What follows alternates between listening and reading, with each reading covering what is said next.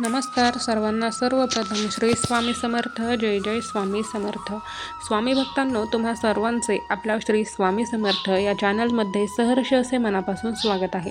स्वामी भक्तांनो, आज आपण आपली प्रार्थना देवापर्यंत का पोहोचत नाही किंवा आपण देवासमोर कितीही आळवलं किंवा एखाद्या गोष्टीसाठी हट्ट धरला तर ती गोष्ट पूर्ण होत नाही, म्हणजेच आपली जी काही आपण प्रार्थना करतो, उपासना करतो, ती देवापर्यंत पोहोचत नाही. तर असं का होतं? तर आजचा हा व्हिडिओ याच तुमच्या प्रश्नाचे उत्तर उलगडणार आहे. चला तर मग व्हिडिओला सुरुवात करूया. तर पहा, अनेक जण वर्षानुवर्षे जपमाळ ओढतात, तासनतास देवाचे नाव घेतात, तरीही त्यांच्या आयुष्यात शांतता नसते, स्थैर्य नसते किंवा त्यांचे काम जे आहे ते पूर्ण होत नाही, मार्गी लागत नाही. याचे कारण म्हणजे नामस्मरण करण्यामागील त्यांचे ऊर्जा विज्ञान आणि शास्त्रांचे नियम त्यांना माहीत नसतात. आणि प्रार्थना थेट ब्रह्मांडात पोहोचवण्यासाठी हे 3 नियम आहेत जे पाळणे अत्यंत आवश्यक आहे. ते मी तुम्हाला सांगणार आहे.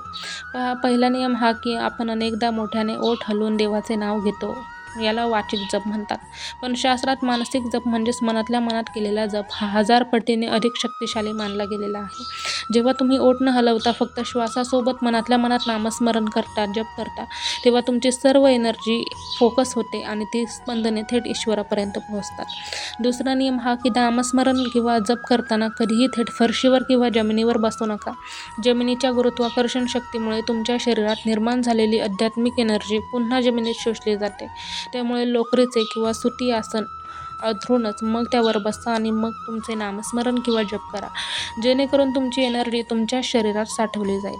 तिसरा नियम हा की रोज वेगवेगळ्या वेळी आणि वेगवेगळ्या जागी बसून नामस्मरण करू नका. जेव्हा तुम्ही सलग 21 दिवस एकाच वेळी, उदाहरण सकाळी 6 वाजता किंवा संध्याकाळी 6 वाजता तुमचा जो एकच टायमिंग आहे, त्याच टायमिंगमध्ये एकाच जागेवर बसून तुम्ही जप करता, तेव्हा त्या जागी एक प्रचंड शक्तिशाली ऊर्जा म्हणजेच एनर्जी ओव्हरटेक्स तयार होते. यानंतर तुम्ही तिथे फक्त डोळे मिटून बसलात तरी तुमचे मन काही सेकंदात निर्विचार आणि शांत होते आणि तुमचे मन जपामध्ये लागते. ध्यान जरी तुम्ही करायचे ठरवले तरी ध्यान सुद्धा लागते. तर त्यासाठी एकच वेळ आणि एकच आसन ठेवा, ज्यामुळे तुमचे जे वातावरण आहे जपाचे ते बनून राहील.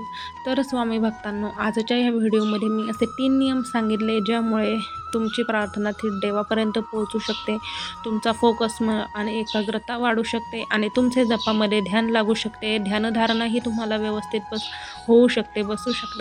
तर आजचा हा व्हिडिओ तुम्हाला कसा वाटला, जो तुमच्यासाठी खूप जास्त युजफुल आणि इम्पॉर्टंट होता. चला तर मग भेटूयात पुन्हा एकदा अशाच सुंदर व्हिडिओमध्ये. तोपर्यंत सर्वांना श्री स्वामी समर्थ. जय जय स्वामी समर्थ. धन्यवाद.